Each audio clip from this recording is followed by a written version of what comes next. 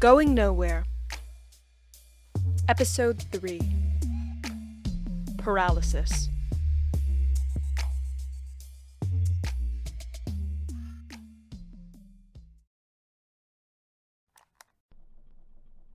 The Nowhere radio station would like to issue a formal message of condolences to the family of Oliver Davis, who was featured in this episode of the Going Nowhere podcast. After seeking help for chronic insomnia stemming from work-related stress, Davis was found dead in his parents' home at 12 p.m. Sunday night due to unknown causes. May he rest in peace.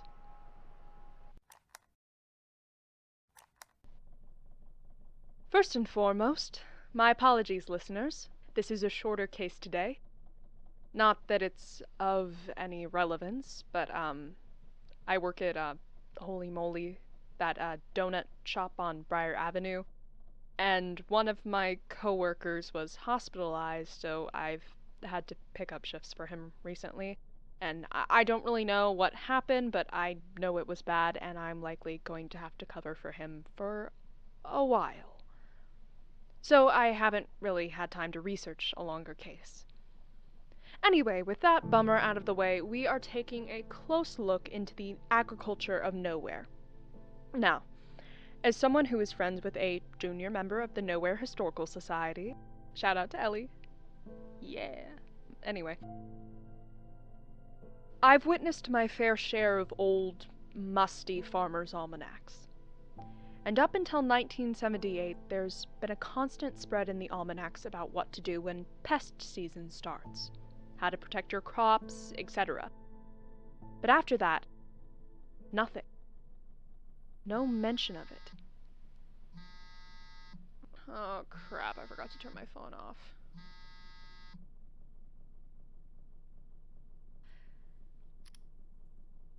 Charlie, I'm heading out!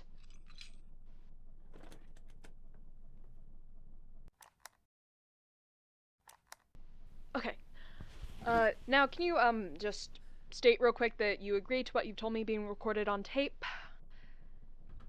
Meg, when I asked you to pick me up from the hospital, this is not really what I had in mind. Yes, but what you told me is an incredibly weird story. No offense. And you said that maybe sharing what happened would help you make sense of it. Isn't talking to someone better than bottling it in? So now you're a radio DJ and a therapist? I am not a radio DJ. Yeah, sorry, but you really don't have to make it that big of a deal. I've read about sleep paralysis. I know that what I'm seeing isn't really gonna hurt me. Have to say, the first night it happened, I nearly shit myself. If you don't know what it is when it happens, the first few symptoms can make anyone feel like they're dying. You begin to wake up, but find that you can't move, you can't sit up, can't do anything. For me, it'd always feel like something was pressing down on my chest. You can't do much when your body revolts like this, but you can open your eyes. That's always the first mistake. People all over the internet describe horrific waking nightmares that you're forced to live through with all 5 of your senses alert and hallucinating, until your body decides to catch up with the rest of you. Mine was no different. It's always a man. The same man. He's middle-aged, a bit shabby-looking, and started off standing in the back corner of my room. His face was worn, gaunt with lines, his eyes a piercing desperation in them, trained to the wall next to me. Somehow, he both blends in and stands out from the shadows of the corner, his hunched figure shaking, nearly convulsing. There have been quite a few times in the last week that I'm grateful he never looks directly at me. Even then, captive in my bed, I have to watch as the nightmare unfolds. Blood begins to pour from his eyes, his nose, his ears, and his mouth. It runs down his face, down his arms, and never seems to stop. He couldn't if he tried, from what I've seen. The last few times, I was pretty sure he was trying to say something. but it all became gargled nonsense as he slowly choked to death in front of me. That's disturbing. Um, do you know why you might be having these nightmares? Does the man seem familiar to you? Gee, Meg, I think if I woke up in the middle of the night to my Uncle Joe convulsing and leaking blood, I would probably open with that. Needless to say, waking up to that experience every night for days on end was pretty damn scarring. But that wasn't the worst. When it was like that, I could wake up, feel safe. But then he started getting closer. Every night, little by little. I started waking up to small, fresh drops of crimson sickness on my dresser, trailing across the floor, until about 7 nights before I was hospitalized. He was close enough that I could just make out what he was saying. God, Meg, the smell alone. The only time I've been around that much blood is when my little brother ran into a glass door and split his head open. And this blood coagulated way too quickly in different forms of brown red sludge. If I could move, I would probably dry heave onto the floor right there. His eyes still weren't staring at me, but it was close enough that I could see everything in their cloudy lenses, tear ducts backed up with blood. So, so much blood. And through it, I heard him rasp the words, "Help me." The worst came when I woke up to see bloody fingerprints on my duvet, right near my chest. It was 7 days exactly, because that's how long I stayed awake. After the first 3, voices bubbled up from running water when I turned on my faucet. I knew that I'd likely die if I kept staying awake, but sleep was just as much of a risk, so I chugged every energy drink I could get my hands on, sat in my room, in front of my TV, and tried to play video games until I felt safe again. Eventually, I crumbled and took 20-minute naps, timing myself and setting the loudest alarm I could so I'd never reach the REM cycle needed for sleep paralysis. On day 5, it felt like a horde of wasps attacked my body. However, when I looked at my arms, I saw nothing but smooth, normal skin. My parents took notice when I scrubbed my skin raw, trying to get the sensation of pinpricks and inching off my limbs. Lights became too bright, so they started getting even more worried when I kept my blinds shut, my lights off, and refused to go out until the sun had set. Like a vampire. Then, on night 7, almost 8 days in, I passed out. Hit my head on the kitchen table going down. My parents took me to the hospital where the doctors sedated me. It was the most peaceful sleep I had ever known, I think. Maybe that's the exhaustion talking. Doctors informed me that if I had made it to 11 days, I probably would have died. They recuperated me and discharged me.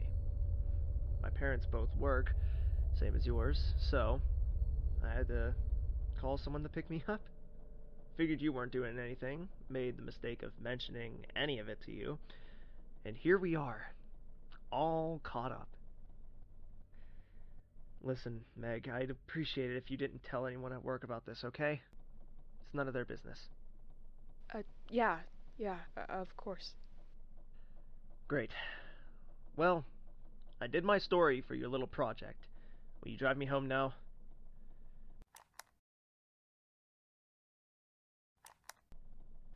Okay, let me trace back to what I was talking about before Oliver texted.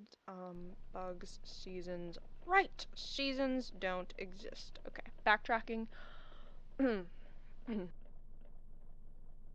While my school did teach us about basic ecology, including what bugs were, it occurred to me that I've never seen an average bug in nowhere. No ladybugs on my windowsill, no bees in the fields. I've heard my dad's neighbors complain about a spider problem they've been having, but I've never seen a spider. Or heard a single bug or bird in nowhere, for that matter. And the ecological implications of this are, of course...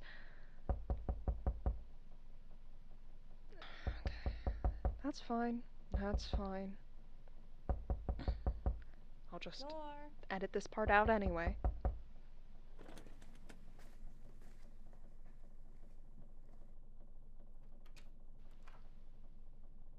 Oliver! Oh my god, dude, you look like hell. Okay, Charlie!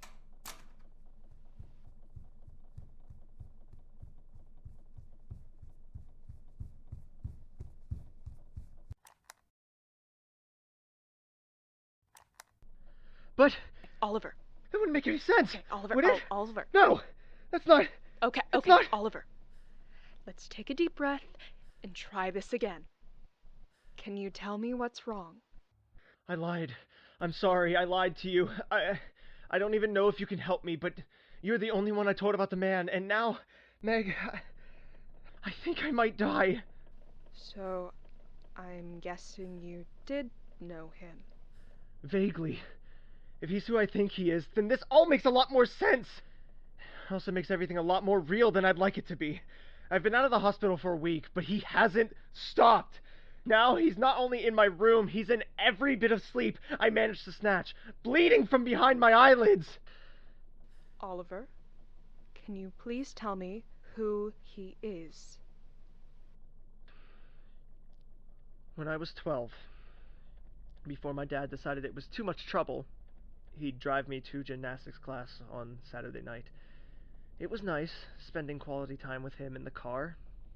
And if I didn't feel like talking, I'd look out the window on our way back and watch the skyline of nowhere shimmer against the sunset. One of those nights, during the winter, we were driving back on a mostly empty road. It was dark, pitch black, and I don't think either my dad or I predicted that someone would try to cross that highway as a pedestrian. I mean, that's jaywalking, right? But he did. And my dad swerved, but he still clipped him. There was a sharp crack, probably his ribs. We stopped the car and got out. I don't know if the man was homeless, but my dad came to that conclusion pretty quickly. With a rough voice I had never heard from him, he told me to grab the man's arms. We dragged him to the side of the road and laid him down, like he was a piece of roadkill. I mean, I was 12. I just kept panicking and sweating and told my dad we had to do something or help somehow. And now, my dad isn't a bad person. At least I didn't think he was. But in the dark of that night, he looked from that man's body to me and asked me plainly if I was soft in the head. It was the man's fault for being reckless and stupid, he explained. If the cops knew what happened, they might charge him for vehicular manslaughter. And deep down, I'm pretty sure my dad knew it was his fault too, because he was certain they'd find him guilty. So he called the cops, told him we found a homeless man passed out on the side of the road, hung up before they could get his name. I tried to tell him that we should stay with the man. I swear I could see his chest rise and fall with labored breath. My dad, with that rough voice that made it clear any argument wouldn't be tolerated, told me to get my ass in the car. I did. We left that man there to die.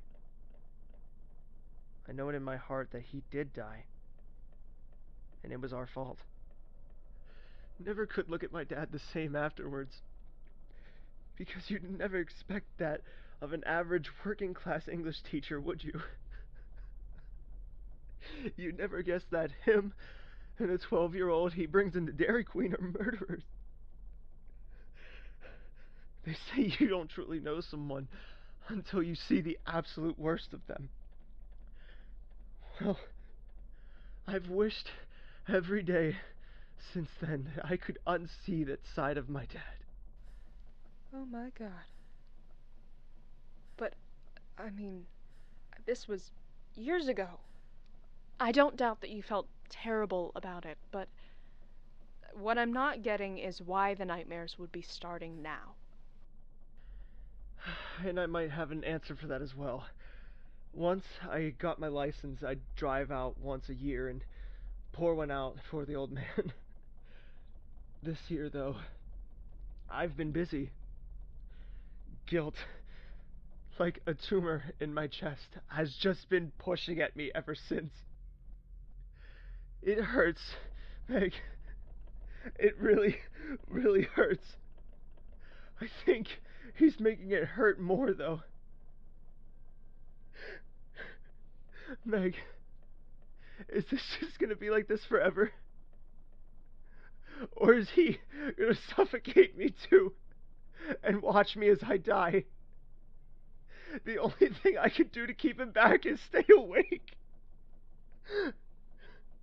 God, this is insane. Okay, that's it. I'm taking you to the hospital.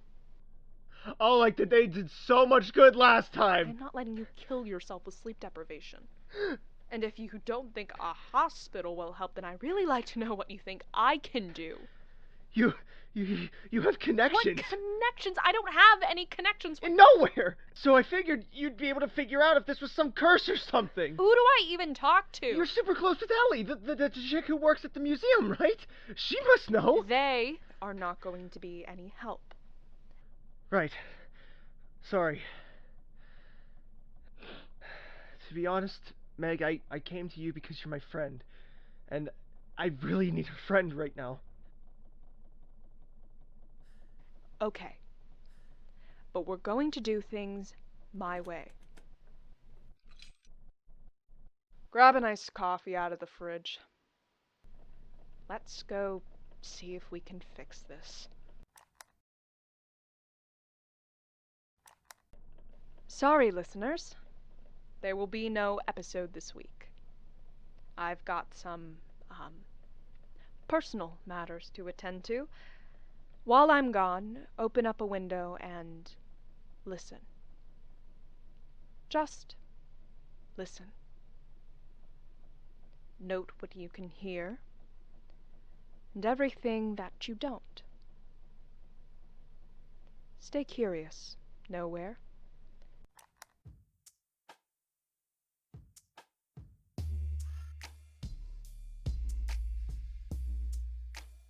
Going Nowhere is a weekly mystery podcast produced by the Nowhere radio station.